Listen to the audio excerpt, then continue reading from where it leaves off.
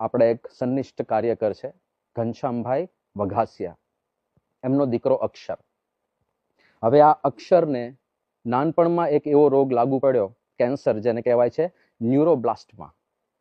હવે સાધારણ રીતે 5 વર્ષથી નાની ઉંમરના બાળકોમાં થતો આ રોગ છે, અને જો રોગ વકરે તો બાળ અવસ્થામાં જ એનું મૃત્યુ નિશ્ચિત થઈ જતું હોય છે. 3.5 વર્ષનો આ અક્ષર હતો ત્યારે એના શરીરમાં આ ન્યુરોબ્લાસ્ટમાં એ ડિટેક્ટ થયું, અને આ એવું કેન્સર હતું કે એને લીધે બીજા મલ્ટિપલ કોમ્પ્લિકેશન્સ શરીરમાં આવે, અને ઘણી બધી સર્જરીમાંથી પસાર થવું પડે, એક્સ્ટ્રીમ કીમોથેરાપીમાંથી પસાર થવું પડે, અને એ બધું એટલું બધું પેઇનફુલ હોય, એક નાનો બાળક કેવી રીતે હેન્ડલ કરી શકે? પણ આ અક્ષર, ખરેખર જેવા નામ એવા ગુણ, આટલી પણ ભયની રેખા ક્યારેય કોઈએ એના ચહેરા પર જોઈ નહીં.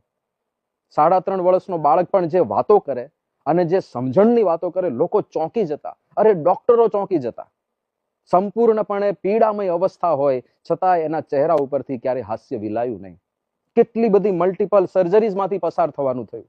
અમુક સર્જરીમાં સફળતા મળે, અમુકમાં નિષ્ફળતા મળે, પણ ક્યારેય મોડી વાત નહીં, ક્યારેય નેગેટિવ વાત નહીં, ક્યારેય નિરાશાનો એક શબ્દ એના મોઢામાંથી નીકળ્યો નથી. 3.5 વર્ષના બાળકમાં આવી સમજણ કેવી રીતે સંભવે, એ આપણને આશ્ચર્ય થાય. એક વખત તો એક સર્જરી પૂરી થઈ અને પછી એને ડિસ્ચાર્જ થવાનું હતું, ઘરે જવાનું હતું. તો ડિસ્ચાર્જ જ્યારે થવાનું હતું ને પથારીમાંથી ઊભા થવાનું હતું, એણે કીધું ચલો આપણે છેલ્લે એક ધૂન કરી લઈએ.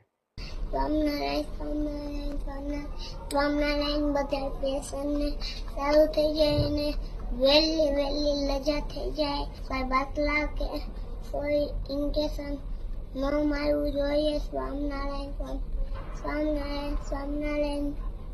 હવે નાના બાળકને આવી ધૂન કરવાનો વિચાર આવે.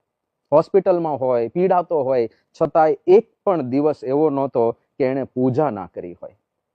એક પણ એકાદશી એવી નહોતી કે જેમાં એણે એકાદશી તોડી હોય. એકાદશી પોતે તો કરે, પણ ડોક્ટર અને નર્સ જે એમની ટ્રીટમેન્ટ કરવા આવે એને પણ પૂછે કે તમે આજે એકાદશી કરી છે? તમારે પણ એકાદશી કરવી જોઈએ. આ મહંત સ્વામી મહારાજની આજ્ઞા છે. અને ડોક્ટર એની ટ્રીટમેન્ટ કરતા હોય ત્યારે એવું પણ બોલે કે તમારામાં રહીને મહંત સ્વામી મહારાજ બધું કરે છે, એટલે મને કોઈ ચિંતા જ નથી. હવે 3.5-4 વર્ષના બાળકના મુખમાં આવા શબ્દો આપણને કલ્પના જેવું લાગે, પણ મહંત સ્વામી મહારાજ ઘણી વખત કહે છે કે આ બધા બાળકો તમને દેખાય છે, આ બધા 90+ છે. એટલે કે 90 વર્ષના વૃદ્ધમાં જેવી સમજણ હોય એવી સમજણ વાળા આ બધા બાળકો છે. તો અક્ષરની અંદર આ પ્રકારની સમજણ. બાળકોની હોસ્પિટલ હોય એટલે સાધારણ રીતે બાળકો રડતા હોય. અક્ષર ક્યારે રડ્યો નથી.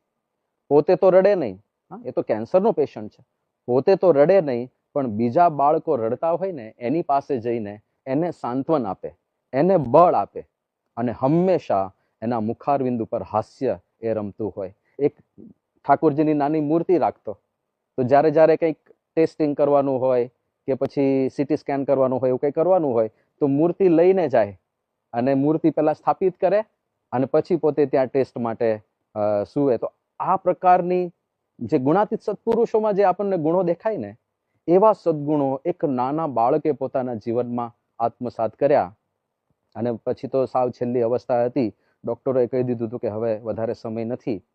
3-4 દિવસ પહેલા એના ધામમાં જવાના, ત્યારે એણે સંકલ્પ કર્યો કે આપણે છેલ્લે ગરડા મંદિરે મારે દર્શન કરવા છે. ટેકરા ઉપર જે આપણું અક્ષર પુરુષોત્તમ મંદિર છે ત્યાં આગળ એ દર્શન કરવા ગયો, અને દર્શન કર્યા જેવા પૂરા થયા દર્શન, અને તરત જ કોમામાં સરી પડ્યો. એટલે તાત્કાલિક પાછા હોસ્પિટલ લાવ્યા, અને 3-4 દિવસ ત્યાં આગળ હોસ્પિટલમાં રહ્યો, અને છેલ્લે જય સ્વામિનારાયણ હાથ જોડીને બધાને કર્યા, હસતા, અને પછી એ સૂતો. પછી એણે શ્વાસ છોડી દીધા. પણ આવી રીતે કોઈ શરીર છોડે એ પ્રકારની સામર્થ્ય નાના બાળકોમાં દેખાય, આ આપણા સત્સંગનું જે પરિણામ છે એ આપણી નજર સામે છે.